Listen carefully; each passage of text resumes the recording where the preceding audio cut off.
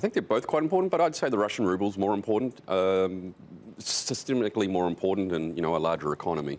But I think the other question is this a, what's the issue here? Is this a symptom or is this a cause? And I think it's, there's clearly growing differences of opinion between the US and Russia and Turkey and China. And I think that's causing, this convolutions in the foreign exchange markets. We've been also talking about this morning, and specifically where the Lira is concerned in the situation in Turkey, the potential for contagion, at least from a currency standpoint. Is that a possibility?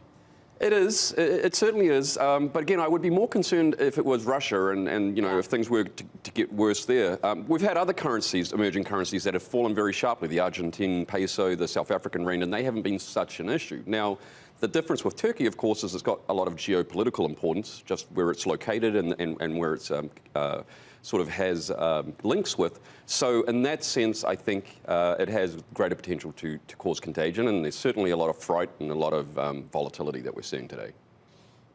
The yuan, we've obviously seen a big devaluation move there as well, and the country stepping in to prop it up and keep those losses from, I think, being any more severe right now. How does that play out? I think there we're not quite as worried. I mean, mainly because, if you look at a country like Turkey and its foreign exchange reserves and its ability to perhaps take on the international investors and control its currency, it's relatively limited. But of course, China has a much larger war chest. And they've been doing this for some time. Capital controls come on, capital controls go off. So I think at this point, they will probably see some modest weakness further in their currency, but they're already showing some concern about excessive depreciation. So I'm really not concerned about a collapse in the Chinese currency. Has the dollar, even if by default, become a safe haven trade?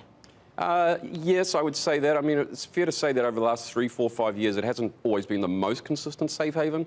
If you go to the yen, that's been the place to go. But in this period of, I would say, extreme excitement for the foreign exchange markets, we're seeing today, for example, the dollar's outdoing everything, almost including the Japanese yen. So this is the place to be for right now.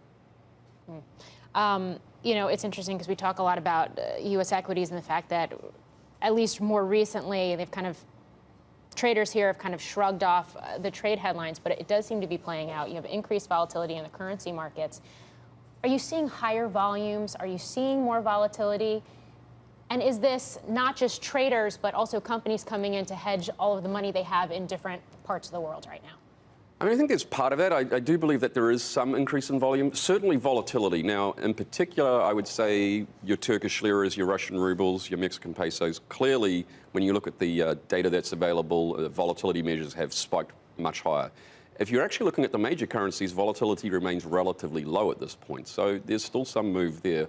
But higher volumes and some increase in volatility, but I think still, more volatility to come. If you think about the UK and Brexit, for example, right, there's a lot to happen between now and March of next year. So a lot of headlines. I think we're going to probably continue to see some increase in volatility, and the volumes will probably continue to go up.